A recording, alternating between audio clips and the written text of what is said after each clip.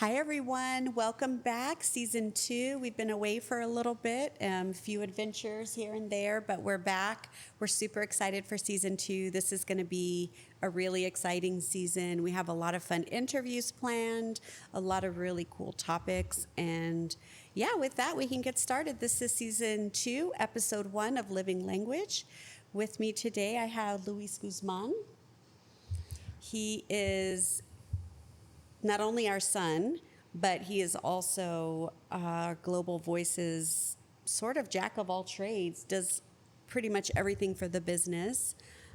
He is our employee of the month every month running. Yeah. So one of the reasons why I wanted to start this episode with Luis is because he grew up in a multicultural, multilingual home. And from his perspective, because his father and I spoke Spanish and we didn't teach him Spanish, I wanted to know sort of how that affected him, how he feels about it, just to give that perspective, because there's so many families out there that have the same dichotomy, right? Where you have maybe the parents speak a language, they decide not to, for whatever reason, not to, teach their kids that language, and then their children are growing up, still culturally involved, but maybe not linguistically. So I was just kind of curious to get his take on how that has affected him over the years, and maybe something you guys can take away if you're planning on having children or have young children and have the ability to teach them a language. Maybe this can kind of help you make that decision one way or the other. Yeah. Yeah, like she said, I'm Luis. I'm usually behind the cameras, producing the podcast, but today I'm in front, so I'm doing my best. You're doing amazing. Yeah. Okay, perfect. Actually, my first question was just to ask you to introduce yourself and share a little bit about what it was like growing up in a bilingual household. I guess growing up inside of a bilingual household, I mean, when I was younger, I don't remember it too much, like with you and my dad. Yeah, I mean, I definitely do think, at least growing up now, not knowing Spanish, it has been a little bit of a challenge, I wish I knew Spanish. It would have been nice to have learned when I was younger, but yeah. I mean, I think when I was a kid, though, I don't remember it too much. Like, I don't think, being in like a bilingual household, I don't know. I don't have too many memories about it. Yeah. I think that's normal. I think that's definitely something, especially because I was in the military. We traveled. We were in Maryland for a lot of your younger years. And we weren't really surrounded by a lot of people that spoke Spanish there. Yeah, no. So that kind of makes sense that you wouldn't have thought about it too much. So do you remember a point when you realized that we spoke Spanish, your dad and I, but you didn't? You and your sister didn't? Yeah, I don't think I was too young. I think it's something that I've always kind of knew. Okay. Obviously, like I know that you guys speak Spanish. I remember you guys speaking Spanish, and obviously I didn't understand it, but it was just kind of normal to me since that's how I grew up, But as I got older, especially living in San Antonio, I think when a lot of people were speaking Spanish, I kind of got grouped into like the no sabo group, where I'm Hispanic, but I don't speak the language. So yeah, that's kind of when I noticed, I guess, when I got a little older and the people around me were speaking Spanish. And because I think we moved to San Antonio, you were 10. So we moved here in 2010. So you would have been 10. So yeah, that's definitely like an age where you would have. So like the people that you went to school with, like you just finished elementary and started like middle and high school here in San Antonio. So is that kind of when?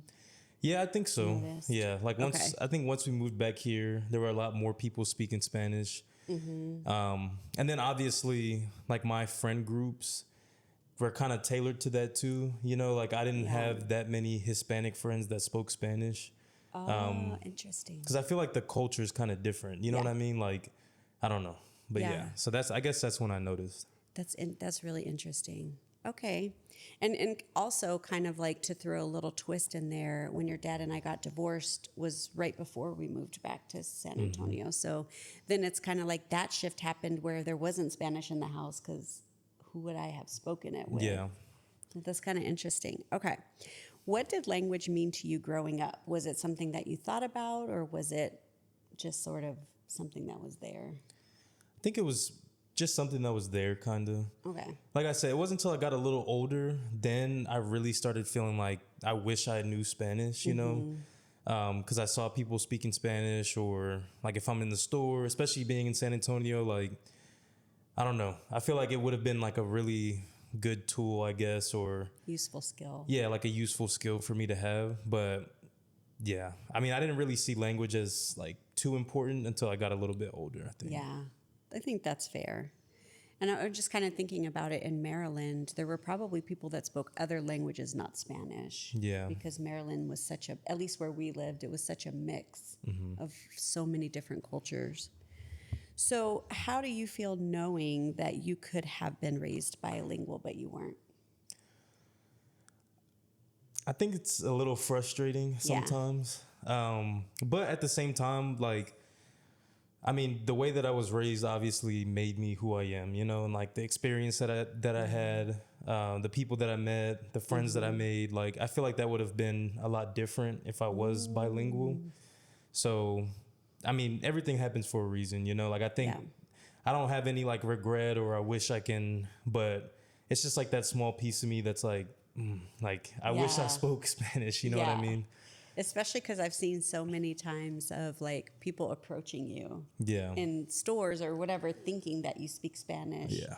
And then, you know what I mean? So, Yeah, no, that happens a lot. Like, especially now with Jeanette, my girlfriend, she speaks Spanish. So we go to a lot of Mexican restaurants or taco places out in Dallas, Fort Worth area.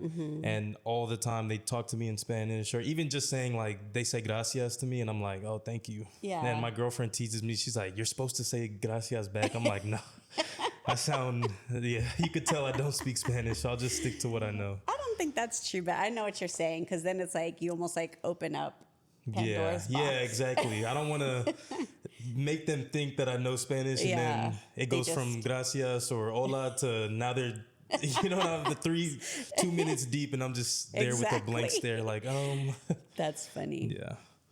No, that's funny. Did you ever wish that we had made a different decision? I mean, we kind of talked about that a little bit, but is that something that you've thought about over the years? Yeah, definitely. Like I said, as I got older, for sure, like I do wish that I knew it. Yeah.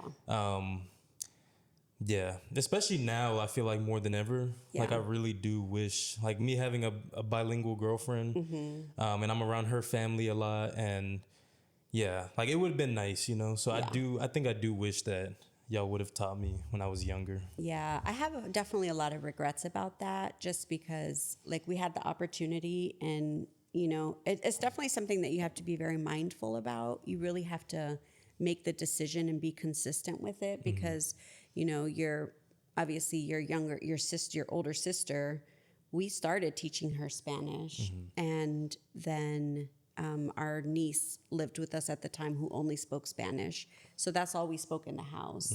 And we could have kept that up when she left, and we just didn't. And then Michaela lost Spanish and just only speaks English now. And then, of course, you know, you were born after that period of time. So, yeah, it's definitely something, you know, going back, it's definitely something that I would change if I could. Yeah, for sure. Because I think, like you said, it would give you some tools. It would, you know, make you, and in a way, I think it would help you connect to your culture a little bit. Yeah, but I get it now, especially having my own son. You know, like I can see how much of a challenge it would be, like with everything else that you have to teach them, not including language, you know, but just like everyday basic life stuff, or teaching them manners, or, you know, working on all these things with them, school, and then also trying to teaching them an entirely new language after they've already learned English, or, so I mean, I don't blame you, you know, I can see how difficult that could have been. Yeah. Do you feel connected to your Puerto Rican culture? And No. why or why not? I don't at all. And honestly, I think that's one of the main reasons why I wish I knew Spanish, because I don't feel connected to like my Puerto Rican culture at all. Yeah. You know, like, and I feel like growing up, it kind of had me in like this weird gray area, you know, like I know I'm Hispanic, but I don't feel Hispanic. I don't like have any of those cultural traits, you know, like I don't really eat Puerto Rican food. I don't know how to cook it. I don't. So yeah, Yeah. I definitely feel disconnected to that side of my culture, I guess. Yeah. Yeah, and that's something that's kind of interesting because, like, growing up, your dad such a good cook, and he would always cook like amazing Puerto Rican food. But obviously, once we divorced, I'm Yeah. not a good cook, and we were surviving. We're Yeah. surviving there for a few years, but yeah, that's something that, again, like thinking back, like looking back on it now, like they say, hindsight is 2020. But like looking back on it, I wish I would have kind of kept that a little bit more in the forefront for you guys. Yeah, for sure. Do you think that parents should prioritize raising bilingual children if they can? I think so. Yeah. Yeah, I think especially as me being like on the receiving end of that, you know what I mean, of not learning a language. I think yes, like I said, I would have liked to learn when I was younger, and I feel like if you know a language, you know, and if you like have the tools or the ability to give your kid that, you know, Yeah. like That advantage. yeah, that advantage or that, you know, useful skill, then I do think it should be prioritized. Yeah, definitely. Yeah, it's kind of interesting, and we'll get into it a little bit next week in our next interview where we talk a little bit more about, the child who does grow up in a bilingual world, right? Where at home it's Spanish, at school it's English, and then them sort of being the translator for the family. It just kind of makes me think like, it is harder on the kid when they're younger, but there's so much research on the part of the brain that it opens up and how you're able to think differently, and obviously gives you the ability to attach more languages to that as you get older, something that is much easier if you've learned a second language when you're young. Yeah. So there's definitely like some pain in the beginning for what could be some really worthwhile advantages when you get older. Yeah. No, I agree. So what's one message that you'd want listeners, especially parents, to take away from your experience? Like we said, like I think, you know, if you have the ability to give your child that, you know, that advantage, or, you know, if you've grew up with that culture and you speak another language, I definitely think you should, you know, at least try to teach them that language because like I said, I think it would have been really amazing to be able to speak Spanish, and I feel like I would have felt a lot more, I guess, connected to my culture, you know? Yeah. So yeah, I definitely think try to prioritize that, you know, like if you can, because I think it'll pay off in the long run.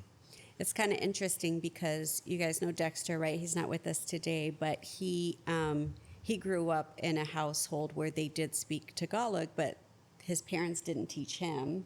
So it's kind of the same situation as you. The difference is they were both the same background culture, so he was surrounded by that culture from both sides.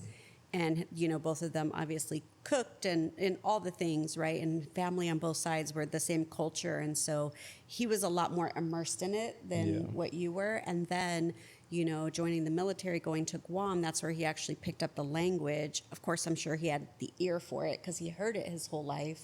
And then, being able to pick it up, him and his first wife also made the decision not to teach their children Tagalog. So it's just kind of interesting, But yeah, I think for sure, like I would agree as a parent and now a grandparent, I think if you have the ability and like Luis mentioned, and it's a really good point, like there's a lot on your plate as a parent. So if it's something that you just can't do, like don't kill yourself trying to like force that in there. But if it's something that you can do, I think it should be prioritized because, with us now having this business and really understanding the importance of culture and language, I think it is something, an advantage that you can give to your children that will last them a lifetime, and it will really help connect them to their culture in a way that not knowing the language just can't. Yeah, no, I completely agree. Is there anything else you want to say before we end the episode? Anything maybe we didn't touch on, or any other thoughts that you have? No, not too much. Okay. I mean, I think I like the questions that you asked. I feel like you really touched base with like I said, the main thing with me with not knowing Spanish has just been like, again, as I'm getting older, like I do feel very like disconnected from that, part of me, or that, the Puerto Rican side, because like I've been telling people my whole life, well, I'm Puerto Rican, but like I don't know the language, I don't understand the culture, you know what I mean? And Right. it's just like a really big disconnect. So, but yeah, I mean, that's about it. Do you think that you will try to learn at some point? Yeah, I definitely want to learn. Yeah. That's something that I want to do. It's hard. Like I've tried in the past, but just like staying consistent with it, and like it's one of those things where like not knowing pretty much anything about the language, like when you first start, it feels kind of overwhelming. For You know what I sure. mean? And like even practicing for a few weeks, you start saying, "Oh, well, I'm starting to understand a little more," but it's just such, so much to learn that it gets kind of discouraging, and it's easy to kind of just say, "You know what? I've lived my whole life not knowing, like I'm fine." But definitely, I want to make an effort to try and learn Spanish. That's a good point, because that's something with, in last season we talked a lot about like me trying to learn Tagalog and Dexter trying to learn Spanish. And I think, there's a lot of amazing apps, and with AI, there's so much that you could do. But I really do think having like an instructor that can walk you through that process is so helpful. Like what we were doing, where we were meeting with someone twice a week. And just for, you guys, the audience, if that's something that you're interested in, let me know. We can link you up with some really good teachers. We have a lot of people in our network.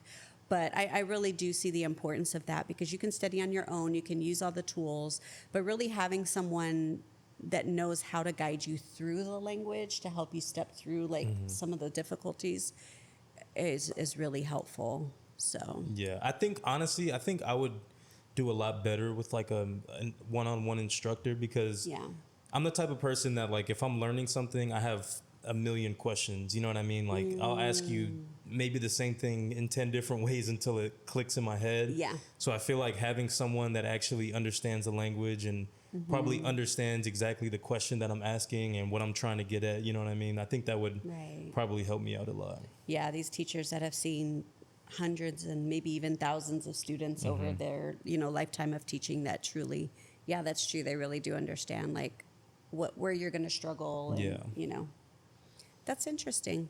Well, I think that's all we have for you guys today. Thank you, Luis, for being here with us and being in front of the camera this episode. Of course. Well, thank you for having me. It was fun. Yeah, we're, Luis mentioned Jeanette, his girlfriend, so a little teaser for next week. You guys are going to get to meet her and hear a little bit about her story. And then, so we'll see you back next week. Thank you guys again for joining us, and we hope you have a wonderful week.